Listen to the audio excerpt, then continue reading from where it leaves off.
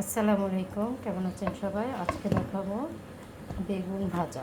বেগুন ভাজতে কিন্তু প্রচুর তেল লাগে, কিন্তু আমি এমন একটা টিপস দেব যে একদমই কম তেলের মধ্যে বেগুন ভাজা যায়।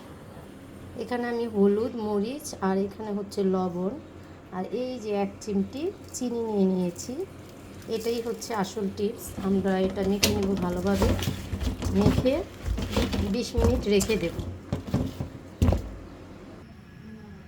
যে প্যানের মধ্যে আমি এখন তেলটা দিয়ে দিয়েছি সামান্য।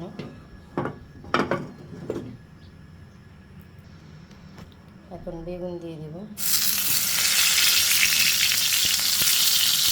সাবধানে দিতে হবে।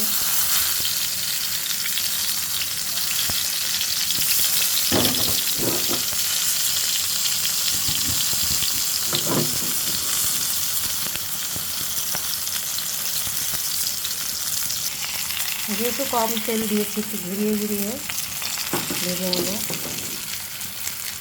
আঁচটা মিডিয়াম থাকবে। দেখুন এখন কিন্তু আমার এটা ভাজা হয়ে গেছে, একদম তেল কিন্তু নেই। আপনাদের যদি মনে হয় আরেকটু তেল লাগবে, তেল দিয়ে নিতে পারেন।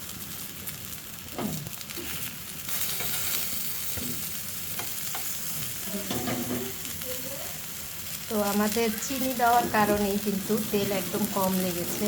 আর হচ্ছে এটার টেস্ট এত সুস্বাদু, আসলে না খেলে বুঝবেন না। আপনারা অবশ্যই এটা ট্রাই করে দেখবেন। ভাজার আগে একটু চিনি দিয়ে নেবেন 1 চিমটি, তাহলে ভালো লাগবে।